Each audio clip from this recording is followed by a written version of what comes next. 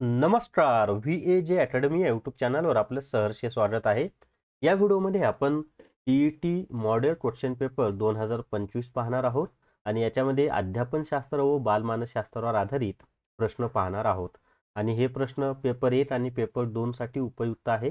खरं म्हणजे आजच्या व्हिडिओमध्ये जे काही प्रश्न पाहताय ना ते सगळे प्रश्न तुम्हाला ॲक्च्युअलमध्ये TET मध्ये विचारलेले प्रश्न आहेत. त्यामुळे व्हिडिओ महत्त्वाचा आहे. ॲक्च्युअलमध्ये प्रश्न कसे विचारले जातात हे तुम्हाला कळेल. व्हिडिओ शेवटपर्यंत पहा. या व्हिडिओला सर्वांनी लाईक करा, शेअर करा आणि VAJ अकॅडमी हे जे आपलं यूट्यूब चॅनल आहे ते सबस्क्राईब करा.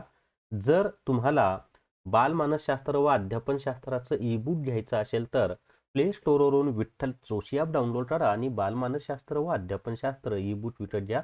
TET पेपर 1 आणि पेपर 2 साठी हे ई-बुक उपयुक्त आहे आणि फी फक्त ₹100 प्लस GST म्हणजे ₹102 तुम्हाला ते ई-बुक मिळेल. तसंच TET पेपर 2 गणित आणि विज्ञानचं रेकॉर्डेड व्हिडिओ कोर्स सुद्धा उपलब्ध आहे. फक्त 500 प्लस GST इतकी कमी फी आहे.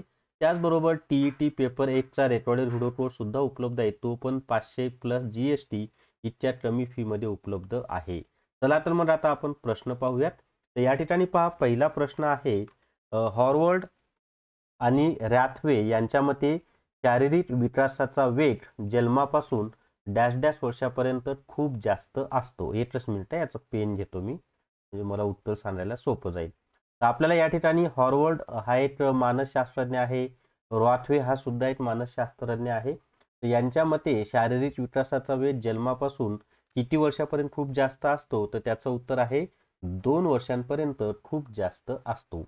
मूळ बौद्धिक कुवत सारखी असणाऱ्या 2 मुलांपैकी एक अत्यंत सामान्य वातावरणात व दुसरे समृद्ध वातावरणात वाढले तर, आता त्याच्या पुढे आपल्याला एक माहिती दिलेली आहे आणि त्या माहितीच्या आधारे त्याचा परिणाम काय होईल तो या ठिकाणी सांगायचा आहे. तर दुसऱ्याचा विकास पहिल्यापेक्षा चांगला व जास्त होईल. म्हणजे काय दिलंय आपल्याला, तर मूळ बौद्धिक कुवत सारखी असणाऱ्या 2 मुलांपैकी, म्हणजे दोन्ही मुलांची बौद्धिक कुवत ही सारखीच आहे, पण एक अत्यंत सामान्य वातावरणात व दुसरे समृद्ध वातावरणात वाढले तर ऑब्व्हियसली दुसऱ्याचा विकास हा पहिल्याच्या कसा होणार आहे, चांगला होणार आहे किंवा जास्त होणार आहे. पियाजेने व्यक्तीच्या बौद्धिक विकासाच्या दृष्टीने ठरवलेल्या टप्प्यांमध्ये पुढीलपैकी कोणत्या टप्प्याचा समावेश होत नाही. आता पियाजे नावाचा जो मानसशास्त्रज्ञ आहे त्यांनी कोणत्या टप्प्यात ठरवले आहे असं आपल्याला विचारलेलं आहे. तर त्याचं उत्तर आहे अमूर्त क्रियाकार अवस्था या टप्प्याचा समावेश होत नाही. म्हणजे पियाजेने व्यक्तीच्या बौद्धिक विकासाच्या दृष्टीने ठरवलेल्या टप्प्यांमध्ये शब्दपूर्व अवस्था या टप्प्याचा समावेश होतो, क्रियापूर्व प्रतिनिधित्वाचा काळ या टप्प्याचा सुद्धा समावेश होतो, बौद्धिक विकासाची अवस्था या टप्प्याचा सुद्धा समावेश होतो, परंतु अमूर्त काल अवस्था या टप्प्याचा समावेश होत नाही. तर कोणत्या टप्प्याचा समावेश होत नाही असं आपल्याला विचारलं होतं. त्याच्यानंतरचा चौथा प्रश्न आता स्क्रीनवर दिसेल तुम्हाला. व्हिडिओ शेवटपर्यंत पहा बरं का सर्वांनी. खूप छान प्रश्न आहेत आणि ॲक्च्युअलमध्ये TET मध्ये झालेले प्रश्न आहेत हे. संकल्पना निर्मितीसाठी व अमूर्त विचार करण्यासाठी प्रथम मुलांना प्रत्यक्ष अनुभव दिले पाहिजे असे आग्रही मत कोणी मांडले होते. तर आता हे जे मत आहे ना हे कुणाचं होतं माहित आहे का, तर पियाजे याचंच होतं की संकल्पना निर्मितीसाठी व अमूर्त विचार करण्यासाठी प्रथम मुलांना प्रत्यक्ष अनुभव दिले पाहिजे असं मत पियाजे यांचं आहे. किशोरावस्थेत औपचारिक शिक्षणाला सुरुवात झाली की पुढीलपैकी कोणती गोष्ट टाळावी. आता किशोरावस्थेमध्ये जर औपचारिक शिक्षणाला सुरुवात झाली ना तर शालेय तासिका मोठ्या कराव्यात ही गोष्ट टाळावी. ठीक आहे. ब हे त्याचं उत्तर आहे. म्हणजे लेखन वाचन या कौशल्यावर भर द्यावा हे बरोबर आहे. अध्यापनात कृतीला जास्त प्राधान्य द्यावे हे सुद्धा बरोबर आहे. नाट्यकरणामध्ये भाग घेण्याची संधी मुलांना द्यावी हे सुद्धा बरोबर आहे. पण शालेय तासिका मोठ्या कराव्यात हे चुकीचं आहे. खाली दिलेल्या नियमांमध्ये अनुवंशाचा नियम कोणता नाही, कोणता नाही हे आपल्याला विचारलेलं आहे बरं का. आता दिलेल्या नियमामध्ये अनुवंशाचा नियम कोणता नाही, तर परिणामाचा जो नियम आहे तो अनुवंशाचा नियम नाही. मग साधर्म्याचा नियम हा अनुवंशाचा आहे, वैविध्याचा नियम हा अनुवंशाचा आहे, परागतीचा नियम हा अनुवंशाचा आहे, परंतु परिणामाचा नियम हा अनुवंशाचा नाही. 25 पेक्षा कमी बुद्धिगुणांक असलेला विद्यार्थी पुढीलपैकी कोणत्या वर्गात बसेल. आता 25 पेक्षा कमी बुद्धिगुणांक असलेला विद्यार्थी हा कशामध्ये बसणार आहे, तर निबुद्ध याच्यामध्ये बसणार आहे. ड हे त्याचं उत्तर आहे, निबुद्ध. टर्मन या एकच मिनिट द्या, एकच सेकंड. पुढचा प्रश्न आहे पहा, टर्मन या अमेरिकन मानसशास्त्रज्ञाने तयार केलेले बुद्धिगुणांचे सूत्र कोणते आहे? आता बुद्धिगुणांचं सूत्रच आपल्याला माहिती पाहिजे.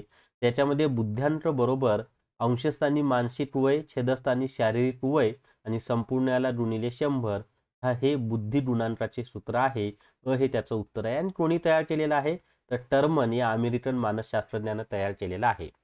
संकल्पना तयार होताना पुढीलपैकी कोणती बाब सहाय्यक ठरत नाही? आता संकल्पना तयार होत असताना संकल्पना निर्मितीमध्ये भाषेवर प्रभुत्व नसणे ही बाब सहाय्यक ठरत नाही. ड हे त्याचं उत्तर आहे.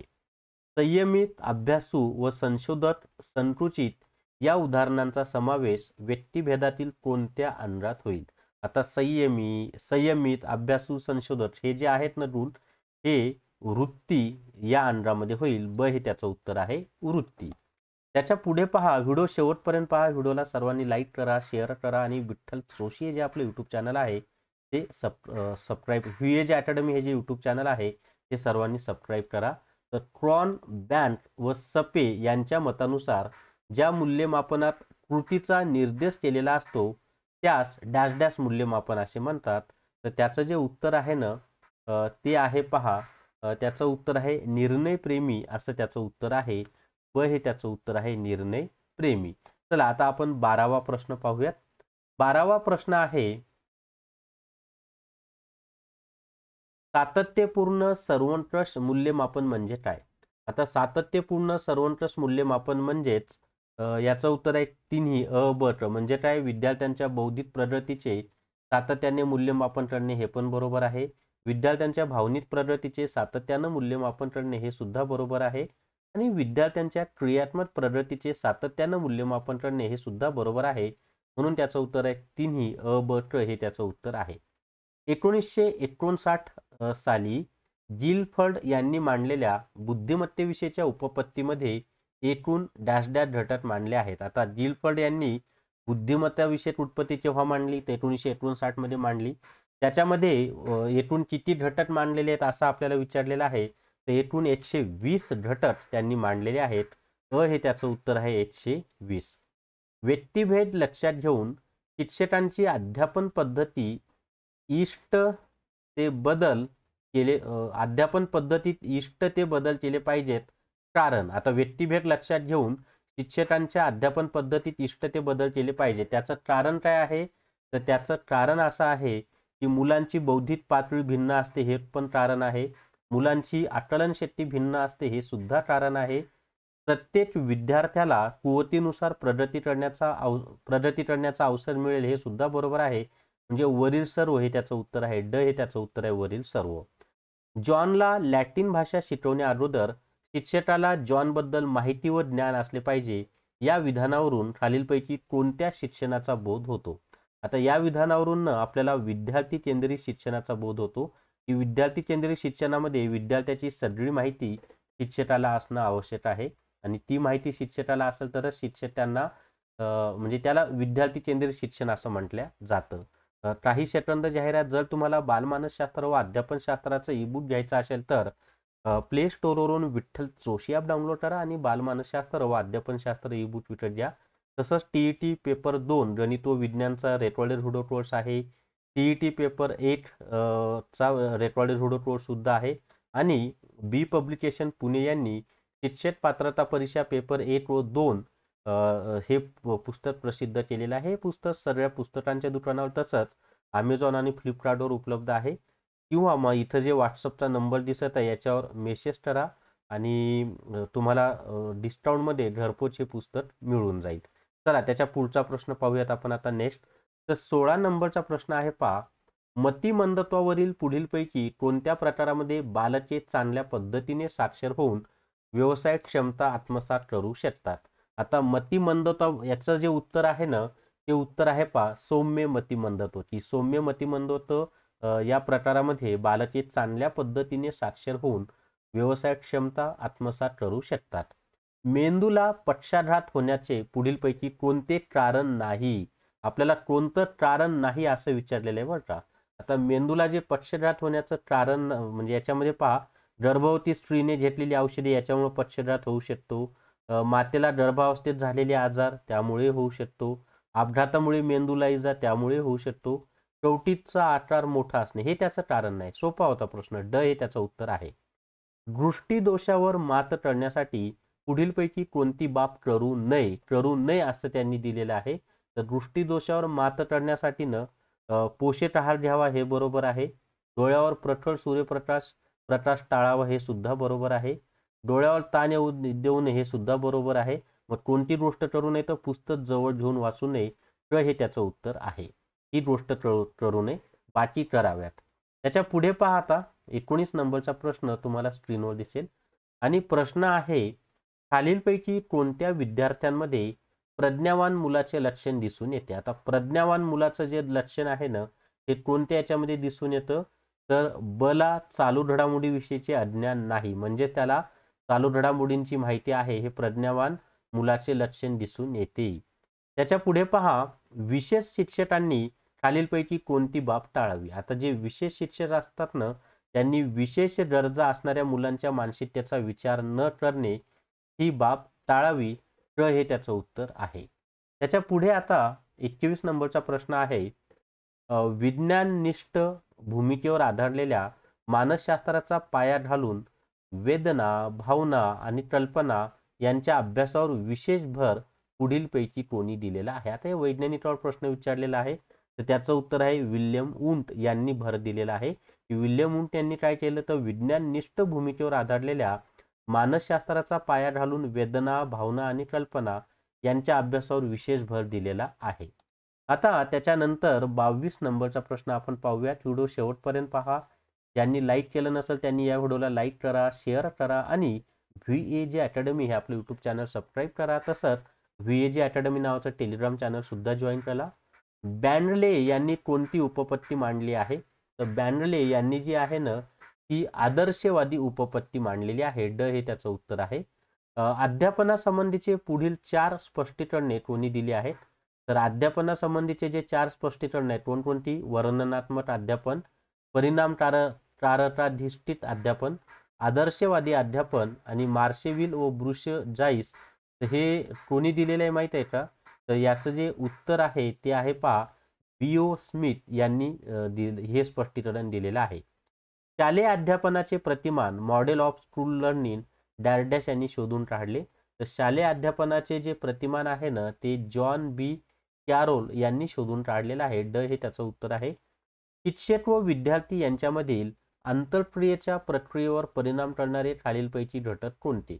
आता शिक्षक आणि विद्यार्थी यांच्या मधील आंतरक्रियेवर परिणाम करणारे जे घटक आहेत ना ते आहेत पहा, म्हणजे वर्गातील विद्यार्थ्यांचे विविध गट हे सुद्धा बरोबर आहे.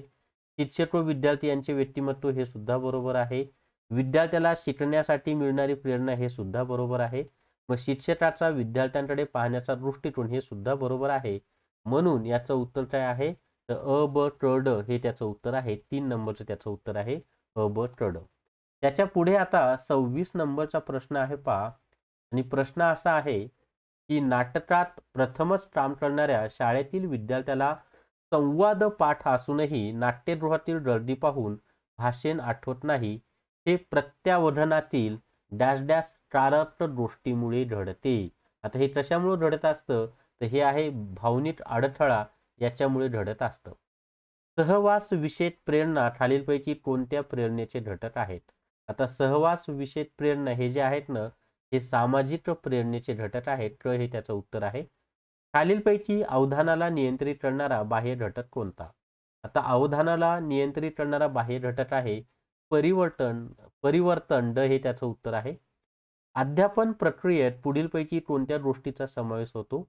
आता अध्यापन प्रक्रियेमध्ये नवीन ज्ञान देणे याचा समावेश होतो, कौशल्य विकसित करणे याचाही समावेश होतो, विचारांना चालना देणे याचाही समावेश होतो आणि भावविकास घडवणे याचाही समावेश होतो. म्हणजे अ ब ट ड हे त्याचं उत्तर आहे. उद्दिष्टांची स्पष्टीकरणे लिहिताना घ्यावयाच्या दक्षतेपैकी खालीलपैकी कोणती बाब चुकीची आहे. आता उद्दिष्टांची स्पष्टीकरणे लिहिताना याच्यामध्ये घ्यावयाच्या दक्षतेपैकी कोणती बाब चुकीची आहे माहिती आहे का तर याचं उत्तर आहे अनेक अनपेक्षित बदल एकाच वाक्यात लिहावीत हे चुकीचं आहे. आणि जर तुम्हाला बालमानसशास्त्र व अध्यापनशास्त्राचं ई-बुक घ्यायचं असेल तर प्ले स्टोअरवरून विठ्ठल जोशी ॲप डाउनलोड करा आणि बालमानसशास्त्र व अध्यापनशास्त्र ई-बुक विकत घ्या. तसंच बी पब्लिकेशन यांनी टी-ई-टी 2025 म्हणजे शिक्षक पात्रता परीक्षा पेपर 1 व पेपर 2 टी-ई-टी संपूर्ण मार्गदर्शक गाईड प्रसिद्ध केलेलं आहे. तर हे पुस्तक Amazon आणि Flipkartवर उपलब्ध आहे. तसंच सर्व पुस्तकांच्या दुकानावर सुद्धा उपलब्ध आहे. तर या व्हिडिओमध्ये एवढीच माहिती. या व्हिडिओला सर्वांनी लाईक करा, शेअर करा आणि VAJ अकॅडमी हे जे आपलं यूट्यूब चॅनल आहे ते सबस्क्राईब करा. थांबूयात. धन्यवाद.